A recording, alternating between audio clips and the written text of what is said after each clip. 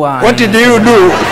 Saada na Sudi kuungana nawe tena ikiwa leo ni Aprili 14, siku nzuri kabisa iliyobarikiwa na iliyopewa nafasi na kibali cha mimi kukutana na wewe tena kupitia kamera za Arise and Shine TV ndani ya Arise and Shine Good Morning hapa, ambapo mimi na wewe tunakutana ndani ya gumzo, na kitu kikubwa sana ndani ya Arise Good Morning Arise ni swala zima tu la kupeana taarifa, lakini kufahamishana yale mambo makubwa na mazuri. Kumbuka tunapewa nguvu na madhabahu ya Inuka Uangaze iliyoko chini ya Apostle Boniface Bulldozer Mwamposo. Umetoka kutizama kurasa, sauti za kurasa, lakini mimi sasa nakualika moja kwa moja katika gumzo ili uweze kujua yale ambayo yametokea na yanatarajiwa kutokea, lakini kikubwa zaidi upate kufahamu na kuongeza uelewa mpana juu ya nchi yako, juu ya taarifa mbalimbali zinazojiri maeneo tofauti ndani ya ulimwengu na ndani ya Tanzania. Langu jina nimeshakwambia hapo, ni Samson Kesi, kijana madhabahu. Karibu sana, tuambatane sote katika gumzo ndani ya Good Morning Arise. Na moja kwa moja bila kupoteza wakati tuelekee pale hapa jijini Dar es Salaam, ambapo Makamu wa Rais wa Jamhuri ya Muungano wa Tanzania Dr. Philip Isdor Mpango, ambaye jana alikuwa ni mgeni rasmi katika maadhimisho ya kumbukizi ya kuzaliwa kwa Mwalimu Julius Kambarage Nyerere, katika kuendeleza kile ambacho kinapaswa kutokea katika utoaji wa tuzo za waandishi muhimu katika masuala mazima ya uandishi wa habari. Jana amesema sababu mojawapo ya Tanzania kuendelea kuwa taifa salama na lenye amani ni misingi iliyowekwa na baba wa taifa Mwalimu Julius Kambarage Nyerere. Sasa Dr. Mpango ameeleza hayo mjini alipokuwa akizungumza katika hafla ya kumbukizi ya miaka 103 ya kuzaliwa kwa Mwalimu Nyerere iliyoandaliwa na taasisi ya Mwalimu Nyerere, ambapo ameelezea ndani ya kile ambacho Mwalimu Nyerere alikifanya kuhakikisha taifa lizidi kuwa na amani. Tukapate taarifa zaidi. Haya yalikuwa yana malengo manne. Lengo la kwanza ni kutoa hamasa kwa Watanzania kuhusu umuhimu wa kuchagua viongozi bora kwa kuzingatia kuwa huu ni mwaka wa uchaguzi. Lakini pili ni kuhimiza amani na umoja wa kitaifa wakati na baada ya uchaguzi. La tatu, lengo ilikuwa ni kujenga uelewa kwa jamii ya Watanzania kuhusu miradi mbalimbali ya kimkakati inayotekelezwa na serikali ya awamu ya 6. Na lengo la 4 ilikuwa ni kumpongeza Dr. Samia Suluhu Hassan, rais wetu, kwa mafanikio mengi makubwa yaliyopatikana katika kipindi cha miaka 4 ya utawala wake. Na kwa hakika malengo ya maadhimisho haya yanaendana na ndoto na maisha ya baba wa taifa letu Mwalimu Julius Kambarage Nyerere. Waheshimiwa viongozi na ndugu washiriki na Watanzania mnaotusikiliza, baba wa taifa Mwalimu Julius Nyerere alikuwa kiongozi wa pekee sana. Alikuwa kiongozi aliyejaliwa uwezo mkubwa, maono na upeo mkubwa sana, lakini pia kiongozi mwenye msimamo thabiti juu ya mambo ya msingi, lakini pia alikuwa ni mzalendo wa hali ya juu sana. Na anakumbukwa kwa mambo mengi ndani na nje ya Tanzania, na hasa mchango wake mkubwa sana kwa taifa letu, kama vile alivyojitolea kuongoza jitihada za kuwaunganisha wananchi kupigania uhuru wa Tanganyika ambao ulipatikana tarehe 9 Disemba mwaka 61.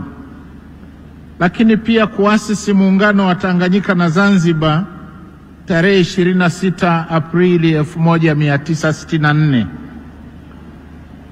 Aidha, ili kujenga msingi wa umoja na amani katika taifa letu, baba wa taifa aliongoza jitihada za kuunganisha makabila zaidi ya 120 hapa nchini na kuchochea matumizi ya lugha ya Kiswahili kama kiunganishi. Baba wa taifa anakumbukwa pia kwa kuweka msingi imara ya uongozi wa taifa unaozingatia demokrasia na kuwezesha taifa letu kuendelea kuwa la amani, umoja na mshikamano. Na kutokana na msingi huo, yeye mwenyewe kwa hiari yake aling'atuka madarakani na alikabidhi uongozi wa nchi kwa Mheshimiwa Ali Hassan Mwinyi, hali iliyotujengea utamaduni wa kukabidhiana madaraka kwa amani pasipo vurugu. Waheshimiwa viongozi na ndugu wananchi, kumbukizi hii ya miaka 103 ya kuzaliwa kwa baba wa taifa inatoa fursa ya kuenzi mchango wake mkubwa kwa uhai na maendeleo ya Tanzania, lakini vile vile ni nafasi ya kumpongeza kwa dhati Mheshimiwa Dr. Samia Suluhu Hassan, rais wetu, kwa kuendeleza na kusimamia misingi iliyoasisiwa na baba wa taifa pamoja na viongozi wa awamu zote zilizofuata. Naam, tumeona hapo Makamu wa Rais Dr. Philip Isdor Mpango akielezea namna ambavyo Mwalimu Nyerere alihusika moja kwa moja kuhakikisha anaweka misingi ya amani, umoja na utulivu ndani ya nchi ambayo mpaka sasa tunailienzi hilo kama taifa. Lakini pia inatuonyesha nini? Kwamba tarehe 13 ya mwezi wa 4 miaka kadhaa 103 iliyopita Mwalimu Nyerere alizaliwa, akawa kama taa ya taifa hili, akawa kiongozi shupavu, alihakikisha kwamba mafanikio yanakuja kwa Tanzania, lakini pia akidai uhuru na wazee kadhaa wakati huo wakahakikisha kwamba Tanzania Tanganyika inajikomboa, na baadaye ilipoungana na Zanzibar ikawa taifa la Tanzania. Lakini kikubwa ni nini? Kwamba unapoacha alama ni rahisi watu kukukumbuka hata kama umefariki. Hebu fikiria, leo tunaongelea miaka 103 bila Mwalimu Julius Kambarage Nyerere, lakini pia tukiongelea miaka takriban 27 toka kifo chake, 25 toka kifo chake mwaka 1999. Tunakuwa tunalipitia kama taifa kwamba tunaangalia alizaliwa huyu mtu, akaishi, akafanya yaliyoacha alama, akafanya kila namna kuhakikisha Tanzania inasimama. Kwa hiyo hata wewe unaweza ukaacha alama na watu wakakukumbuka hata pale ambapo utakuwa umeondoka duniani. Leo tunaadhimisha birthday, mtu alishafariki lakini ile miaka yake ya kukumbukwa kwamba alizaliwa mtu kama huyu, wakaandaa na tuzo ambazo zilienda kwa watu mbalimbali, waandishi wa vitabu, waandishi bunifu wa vitabu kupitia Wizara ya Elimu, Sayansi na Teknolojia chini ya taasisi ya Mwalimu Nyerere kuanzisha hizo tuzo ambazo zilianzishwa mwaka 2023. Na wiki iliyopita tulilizungumza hapa kwamba zinakwenda kutoka na mgeni rasmi akiwa ni Makamu wa Rais Dr. Philip Isdor Mpango. Ni kuweke sawa, tukio hili limetokea jijini Dodoma na sio jijini Dar es Salaam kama nilivyokutaarifu hapo awali. Kwa hiyo tuweke sawa kwamba limetokea jijini Dodoma pale ambapo maadhimisho hayo ya ugawaji pia wa tuzo. Lakini pia tulimuona Profesa Kimiti ambaye ni mmoja ya wazalendo mbalimbali ambao waliongelea namna wanavyomfahamu Mwalimu, akiwa ni mmoja wa Tanzania waliokwenda kusomeshwa nje, lakini pia akiwa katika umri wake huo wa kusoma kama mwanafunzi aliweza kuanzisha beni ambazo zilimwezesha kupata fedha ya kuisaidia nchi. Na wakati alipokutana na Mwalimu Nyerere katika nchini kule Uingereza, alimwambia Mwalimu kuna shilingi na dola hapa 20,000 za Kimarekani. Akampa zile dola zikaja kusaidia Watanzania wengine. Akamwambia mimi nasoma bure, ni vema na mimi nikawasaidia Watanzania wenzangu nao kizazi kijacho kikaweza kusoma. Hebu fikiria miaka hiyo, mwaka 57, mwaka 64 alipokuwa amekutana na Mwalimu akampa fedha zile. Kwa kipindi kile kipiga watu wa uchumi mtaniambia, kipiga kwa miaka ile 20,000 dola ni kama milioni 600 za kipindi kile. Kwa hiyo kwa sasa ukikonvert unaona kabisa ni Mtanzania aliamua kujitoa licha ya kuwa ni mwanafunzi, lakini alichukulia fursa ya kusomeshwa kama mwanafunzi wa Kitanzania nje, akaona alifanyie nini taifa. Ndio pale Mwalimu anaposema usiulize Tanzania inakufanyia nini, jiulize wewe mwenyewe umeifanyia nini Tanzania. Tukiachana na taarifa hiyo, sasa tuelekee kule mkoani Kilimanjaro katika wilaya ya Mwanga ambapo Wizara ya Mawasiliano na Teknolojia ya Habari imetekeleza agizo la Waziri Mkuu wa Jamhuri ya Muungano wa Tanzania Mheshimiwa Kassim Majaliwa kwa kuhakikisha huduma za mawasiliano zinapatikana katika hifadhi ya taifa ya Mkomazi, hasa katika eneo la lililopo katika kijiji cha Karambangendea wilaya ya Mwanga mkoani Kilimanjaro. Sasa akizungumza na wananchi wa kijiji cha Karambandea, Waziri wa Habari na Mawasiliano Jerry Silaa amesema serikali imesikia kilio cha wananchi hao wa eneo hilo na kwamba kazi ya kuhakikisha uwekaji wa minara imeanza, huku akibainisha kuwa wataalam kutoka TCRA, TTCL na mfuko wa mawasiliano kwa wote walifika kufanya tathmini ya eneo lote hilo na linalozunguka hifadhi hiyo ili kusogeza huduma za mawasiliano muhimu kwa wananchi wote na kuhakikisha hakuna Mtanzania anayebaki nyuma katika kupata huduma za mawasiliano. Tukamsikilize Waziri Julius Silaa akiwa wilayani Mwanga mkoani Kilimanjaro akitanabaisha hayo. Aliniagiza nije nihakikishe pale kwenye geti la hifadhi unakuwa na mawasiliano, lakini hapa kwenye kijiji cha Karamandea na kwenyewe kunakuwa na mawasiliano.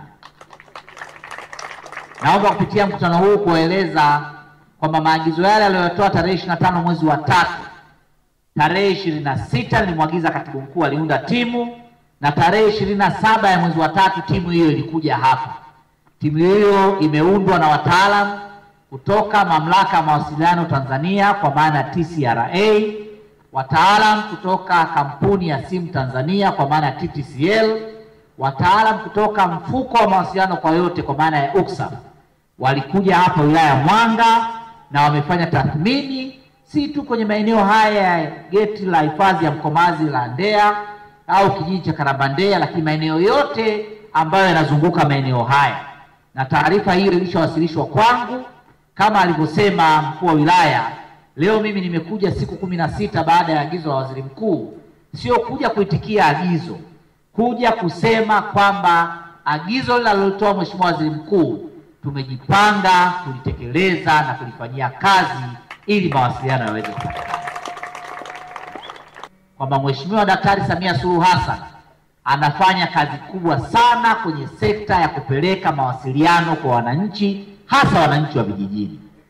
Hivi ninavyozungumza hapa, huko mradi unaitwa Tanzania ya Kidigitali, unajenga minara 758 nchi nzima kwenye kata 713, ambao mradi huu Mheshimiwa Rais ametenga jumla shilingi bilioni 126.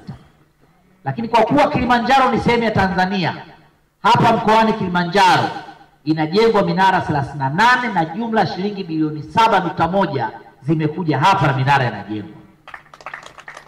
Mmemsikia Mheshimiwa diwani wa kata ya Kwakoa, Mheshimiwa Ngungi, amesema kwa sababu hapa kwenye wilaya ya Mwanga jumla ya minara 6 inajengwa, na yeye amesema kwenye kata yake huko mnara wa Ngulu kwenye kata ya Kwakoa, huko mnara wa Kwakoa kwenye kata ya Kwakoa, lakini huko mnara mwingine wa Kiria ndani ya wilaya ya Mwanga unajengwa, huko mnara wa Kivisini, huko mnara wa Kwanyange, kote wanajenga minara, na Mheshimiwa Rais Dr. Samia ameleta minara kwenye wilaya ya Mwanga. Nimesema nianza kwa kusema haya ili mjue kazi kubwa inayofanywa na Daktari Samia Suluhu Hassan katika kuhakikisha Watanzania wanaunganishwa kwenye mawasiliano ya mtandao wa simu. Na mawasiliano haya kwenye minara hii sio tu minara inayojengwa 758, iko minara mingine 468 ambayo imeongezwa hadhi. Kuongezwa hadhi maana yake nini? Kulikuwa na minara kwenye maeneo yetu ambayo inafanya mawasiliano ya kizazi cha pili ama second generation. Minara ya kizazi cha pili kazi yake ni kupiga simu na kutuma message. Minara hiyo 468 ambayo yote imeongezwa nguvu. Imeongezwa nguvu toka minara kuwa ya kizazi cha pili kwenda kuwa kizazi cha 3 na cha 4, ambacho pamoja na mambo mengine itawafanya wananchi waweze kuunganishwa na mtandao wa internet.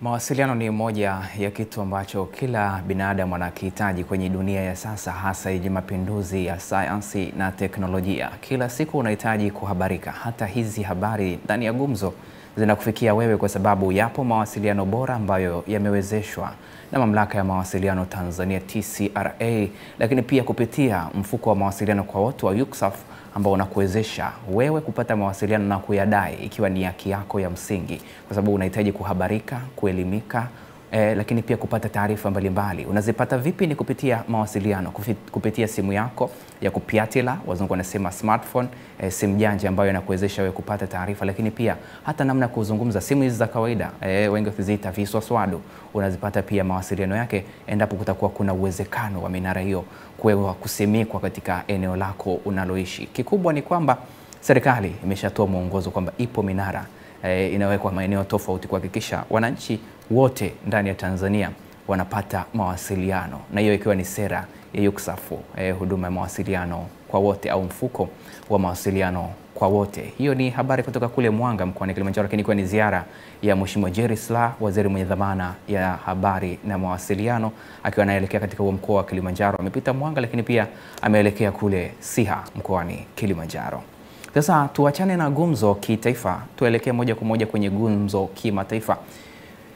Kama nilivyokuambia hapo wiki iliyopita Ijumaa, tulikuwa hapa tukizungumzia juu ya M23 na maasi yanayoendelea pale nchini Kongo na vitu ambavyo vimetokea na maafa ambayo yanaendelea kutokea, lakini pia shirika la watoto UNICEF la kimataifa limetoa ripoti yake likizungumzia hali ya watoto katika nchi hizo, ambapo Umoja wa Mataifa umesema maelfu ya watoto wameripotiwa kufanyiwa ukatili wa kingono katika miezi miwili ya mwanzo ya mwaka 2025 katika maeneo yenye migogoro mashariki mwa Jamhuri ya Kidemokrasia ya Kongo. Sasa msemaji wa shirika la Umoja wa Mataifa linalowahudumia watoto UNICEF, James Elder, amesema kiwango cha unyanyasaji wa kijinsia dhidi ya watoto ni kikubwa mno na ametaka hatua za haraka zichukuliwe. Sasa ripoti za awali zinaonyesha kuwa asilimia 35 hadi 45 ya watoto ni wahanga wa ubakaji katika matukio 10,000 ya unyanyasaji wa kijinsia yaliyoripotiwa katika miezi ya Januari na Februari mwaka 2025 hadi sasa. Lakini msemaji huyo wa UNICEF, James Elder, aliwaambia waandishi wa habari wa mjini Geneva alipozungumza nao kutoka Goma kwamba kulingana na takwimu za awali, mtoto mmoja alibakwa kila baada ya nusu saa, kwamba unyanyasaji huo ulitokea zaidi wakati wa vita vya 2025 huko mashariki mwa Kongo. Lakini mgogoro huo wa mashariki mwa Kongo umesababisha pia vifo vya maelfu ya watu na wengine wengi wamelazimika kuyakimbia makazi yao na kuacha watoto wakiwa hatarini zaidi kukabiliwa na matendo ya ukatili wa kijinsia yaliyokithiri ambayo yameshamiri katika eneo hilo kwa miaka mingi sasa. Lakini Elder amesema unyanyasaji wa kingono unatumika kama silaha ya vita na pia ni mbinu ya makusudi ya ugaidi inayoharibu familia na jamii kwa ujumla, huku akisisitiza kwamba idadi ya kusitisha matukio hayo ya unyanyasaji wa kijinsia kiwango kikubwa ndio chanzo cha hofu, unyanyapaa, lakini ukosefu salama miongoni mwa watu mashariki mwa Kongo, ambapo amesema linalohitajika na kuchukuliwa hatua za haraka na za pamoja ni kukabiliana na ukatili huo uliopo sasa. Lakini msemaji huyo wa shirika la Umoja wa Mataifa la kuwahudumia watoto UNICEF, James Elder, pia ametoa wito wa kuanzishwa juhudi za ziada kuhakikisha upatikanaji wa huduma zinazowalenga waathirika na njia salama zitakazowezesha waathirika kuripoti unyanyasaji bila uoga na kunusurika katika maeneo hayo, na waone kuwa ulimwengu unasimama pamoja nao na sio kuwageuka, ambapo vile vile ametilia mkazo na ametilia maanani kwamba wahalifu lazima wafikishwe mbele ya vyombo vya sheria. Lakini katika miezi ya karibuni mvutano umeongezeka katika eneo la mashariki mwa Jamhuri ya Kidemokrasia ya Kongo, ambapo limekumbwa na migogoro ya miongo kadhaa kutokana na kusonga mbele kwa kundi la waasi la M23 ambalo kwa mujibu wa jumuiya ya kimataifa linaungwa mkono na Rwanda, ingawa nchi hiyo haijaweka inakanusha vikali juu ya taarifa hizo. Kama nilivyokuambia Ijumaa tulipokuwa hapa na Ali Makiure, tulizungumzia hiyo historia ya M23, kundi ambalo lilijitenga, lilikuwa likidai haki yake kwa serikali ya Jamhuri ya Kidemokrasia ya Kongo, na mnamo mwaka 2009 likajitenga likiwa linaitwa FARDC. Sasa walipojitenga FARDC wakaenda kuanzisha kikundi 2012, ndio nilikuambia kwamba walianza kufanya matukio hayo kabla ya kupotea na kurudi tena 2022, na hatimaye sasa wakarudi 2024, 23, 24, 25 wakiendeleza mapigano hayo ambayo sasa imekuwa ni mwiba mchungu na shubiri kwa wakazi wa Kongo, miji ya Goma, Bukavu, Bulembo, huko kote wakitekeleza mambo hayo ya uasi, lakini pia familia nyingi zikiyakimbia makazi yao huku wakiwaacha watoto katika kuteseka. Hebu fikiria, ndani ya dakika moja, kila baada ya dakika moja nafanyika ukatili, kila baada ya nusu saa mtoto mmoja anafanywa ukatili wa kingono. Unaweza kuona ni namna gani watu wanapitia madhila, lakini watoto hao pia wanapitia madhila. Takribani watoto asilimia 35 hadi 45 ya watoto wanapitia ukatili huo wa kijinsia, tena wa kubakwa na kulawitiwa. Ni jambo ambalo linatia hofu, lakini pia linaleta hali ya uoga. Wewe kama mzazi ukisikia taarifa kama hiyo, kuna namna ambavyo unaweza ukapatwa na tashwishi au ukasisimka mwili kwa uoga. Ni namna ya ukatili wa namna gani watoto kufanyiwa hayo. Kwa hiyo hayo yote ni madhara ya vita. Ndio maana tunazidi kuambiwa na kuhusiwa kwamba tuitunze amani, kwa sababu ndio tunu pekee ambayo inaweza kusababisha tukaishi kwa amani, tukaishi kwa upendo na tukashikamana, kwa sababu sisi kama taifa la Tanzania pia tunazidi kuwaombea wenzetu waondoke kwenye madhila hayo ambayo yanawakumba. Uasi sio jambo zuri, lakini pia vita si jambo la kulipenda au kuona linatokea ndani ya nchi yako, hata ndani ya familia. Ukiona tu namna ambavyo baba na mama wanagombana, ule mgomvi mdogo tu, watoto wanakuwa hawana amani. Vipi kwa vita ya nchi nzima? Namna inakuwaje hapo? Kwa unaona ni kwa namna gani wenzetu wanapitia madhila. Mimi nikwambie tu mtazamaji wa Arise and Shine TV kupitia Good Morning Arise, lakini pia kupitia Gumzo, endelea kuwaombea wenzetu kwa sababu hali si shwari na wanazidi kuteketea kwa sababu majanga kama hayo, lakini pia wanauawa wengine na wengine ambao wanashindwa kutekeleza hayo ambayo waasi wanayataka, wanajikuta kwenye matatizo ikiwemo kuuawa. Kwa hiyo kikubwa ni kuzidi kuwaombea wenzetu kwa sababu wako kwenye ukanda wetu na wengine wakiwa ni wakimbizi wanaingia kwenye nchi zetu. Sisi ni wito wetu kwa mashirika ya kimataifa na pamoja na taasisi mfano kama Umoja wa Afrika AU kuhakikisha zinaita pande zote hizi mbili, serikali ya Jamhuri ya Demokrasia ya Kongo, lakini pia waasi hawa na nchi majirani kuweza kusuluhisha jambo hili. Tumeona Rais wa Angola Joao Lourenço alikiri kushindwa kwa sababu pande zote hizo bado zinaonekana kutoka pamoja, huku pia Rwanda nao wakiwa hawahitaji kumsaidia yeyote hapo, wakisema kwamba ni jukumu la nchi kulinda raia wake na wao hawahusiki kwenye uasi huo, licha ya kundi hilo kuonekana linafadhiliwa na Rwanda. Mimi niseme tu sina la ziada. Nilikuwa nikipewa nguvu na madhabahu ya Inuka Uangaze chini ya Apostle Boniface Budoza Mamposa, na leo ni Jumatatu, ibada inakuwa ni moja. Kuanzia majira ya saa 8 ukiwahi zaidi pale ukaweza kuchukua kiti chako cha baraka, mtumishi wa Mungu atakapopanda madhabahuni atakuachilia upako na baraka zaidi kwa siku hii. Hii ni Jumatatu ya miujiza, matendo makuu, maombi na maombezi kwa watu wote. Lakini kesho Jumanne ibada huwa ni mbili. Kwa ibada ya kwanza na ibada ya pili ambayo inaunganisha na operation Komboa Familia. Kinachofuata ni nguvu ya madhabahu ambayo anakuja nayo hapa Lightness Jerry kwa niaba ya wote walioshiriki katika kuliandaa gumzo. Mimi sina la ziada, ni Samson Kesi. Uwe na asubuhi njema isiyokuwa na bugudha. Kwaheri kwa sasa. Where are you? What did you do?